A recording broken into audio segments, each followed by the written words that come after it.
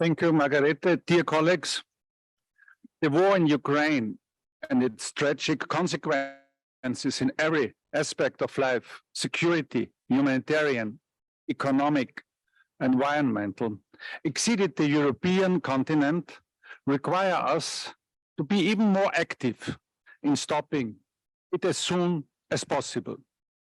In that sense, and as a member of the Austrian Parliament and the Parliamentary Assembly's Vice President, I had the privilege to be appointed by the Assembly's President, Margareta Sederfeld, as the Assembly's Special Representative for Parliamentary Dialogue on Ukraine on 12th of May last year. And let me use this opportunity to thank Margareta Sederfeld for her work in this field, but also for her confidence. I was tasked with a mandate to take necessary initiatives to assist the Russian Federation and Ukraine to engage in parliamentary dialogue as appropriate, coordinate closely with the OSCE chairmanship and executive structures, as well as other international actors, on the promotion of coherent actions on dialogue facilitations between Ukraine and the Russian Federation, and to give reports to the Standing Committee and raise awareness on developments in Ukraine and provide recommendations for the work of the OSCE Parliamentary Assembly. My mandate also includes contribution to the de-escalation of the current situation, exploration of all available venues to foster dialogue as appropriate and feasible, support for a peaceful resolution of the war and addressing its direct and indirect impact on all.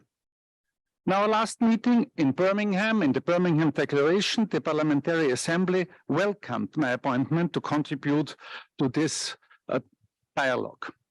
Being aware that it is very hard to call for a dialogue when bombs are falling, I am also sensitive that stopping the armed conflict and Russia's war against Ukraine requires everyone's intensive engagement and support.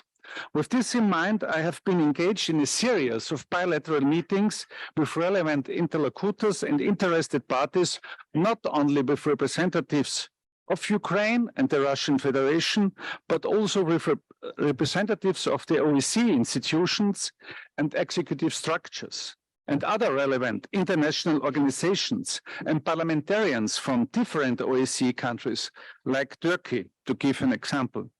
And I'm also close in contact with the task force of the IPU, the International Parliamentarian Union, on a peaceful resolution for the war in Ukraine. Unfortunately, it was immediately clear that the parties to the conflict are not ready to talk about ending the war in any other way than on the battlefield. The parties remain attached in these positions, even today, 1 year since the invasion and after a cruel year of war. Therefore, my first task was to explain the essence of my mandate, to assist the parliamentary dialogue, which includes both components, talking, but also listening to the other side, in accordance with the ancient rule, audiatur et altera pars, listen to the other side. Unfortunately, it seems that my success in this endeavor is very limited. But let me use this opportunity to recall UN General Assembly resolution on the aggression against Ukraine dated by the 1st March 2022, which welcomed the continued efforts by OSCE to support de-escalation of the situation with respect to Ukraine and encouraged continued dialogue. In that sense, implementing the resolution and discharging my Parliamentary Assembly mandate, last year I had 35 meetings in total, out of which 25 were in person and 10 online. This year I continued with this meeting with relevant partners, including Ukrainian MPs or, for example, the Secretary General of Interparliamentary Assembly of CIS states.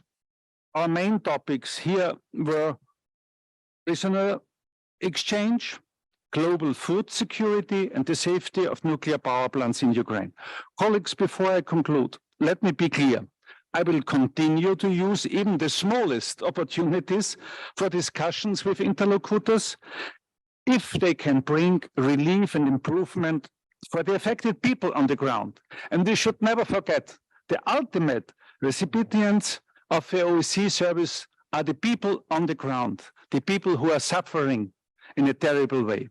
Again, I would like to use the opportunity to thank the International Secretariat for their support, especially Ambassador Miodrag Panczewski. And I also thank Ambassador Halashinsky, the permanent representative of Poland to the OSCE and former chair of the BC, and Ambassador Kinnunen, special representative of the OSCE CEO in Ukraine, for their cooperation. And I look forward to the cooperation with the new BC chair, North Macedonia's Ambassador Igor Tuntiev. Concluding and in accordance with my mandate, I look forward to the time when we will be able to offer our contribution to a peaceful solution.